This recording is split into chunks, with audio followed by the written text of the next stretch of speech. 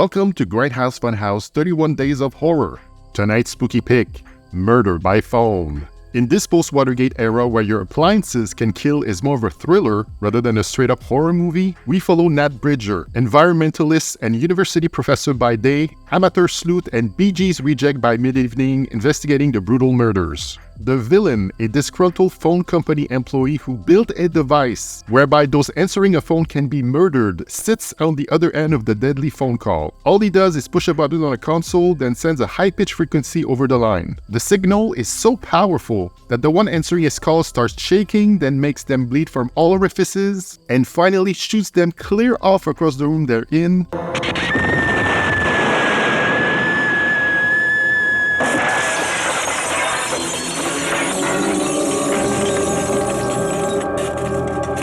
Or through a window to your fallen death.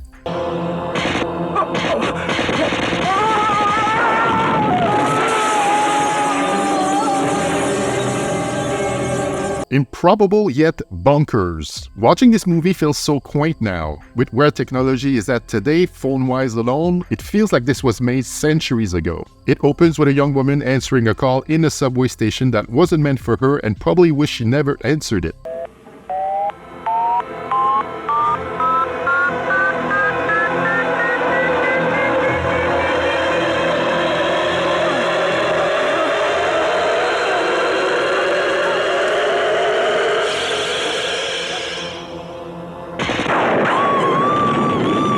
We learn that she's an ex-student of Nat and her dad, played by one of our greatest Canadian character actor, Ken Pogue, who wants him to investigate what seems a very suspicious death to him. I thought it was a heart attack. 19 years old. I figure maybe it was something else.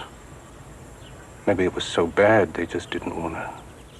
Nat meets the cop on the case, who's such a dick and really condescending towards him for no reason. Look, cowboy, there ain't nothing else. They just felt a heart attack. She was kind of young for that. It happens. Medical report says it was the probable cause of death. Probable meaning she wasn't raped, stabbed, shot, bludgeoned, strangled, or cut in little pieces.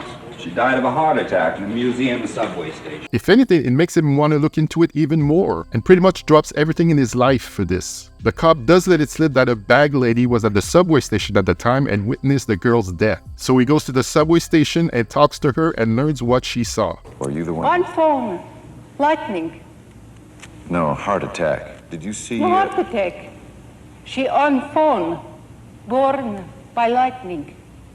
We see where Nat is staying for the duration of his trip, which is at his mentor's place, played by Houseman, and you can already tell there's something shifty going on with him. Nat goes straight to the source, the phone company, and asks the reason why the phone was repaired, what was the cause. He wants to know what they know, so he speaks to a higher up at the company and gets no answers. They clearly want to hide the incident, but lets him know that he knows who he is. Oh, Mr. Websole, I didn't say what I did, or even where I'm staying.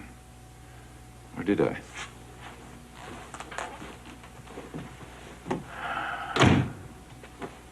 While at the phone company, he meets a painter, played by Sara Botsford, working on a mural, and she finds him charming, I guess, even though he was criticizing her work. And this sort of meet-cute will be beneficial for him since through her, he'll have access to the building, which will serve to keep the plot of the movie moving along. From then on, we get a few more murders by phone. The villain does say it's to get rid of the real garbage humans out there, but then he randomly kills people just for testing purposes, or a bank employee played by visiting hours actress Lenore Zan, because she wouldn't let him in after closing hours. So you know, a bit crazy that one. You don't know what it's like to be kept waiting.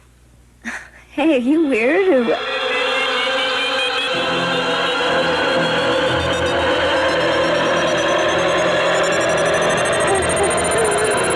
The thing is though, Nat Bridger is just one guy on the case. If he's such a nuisance, and the phone company seemed like the Google of its time, all powerful and shit, why not just kill him? I mean, no one would really miss that guy. We do know they're keeping tabs on him, some guy taking pictures, follows him around, and this gives us this fun Nat freaking out scene in downtown Toronto, where the movie is set. Taking some nice pictures? Hey, who the hell are you? Hey, man.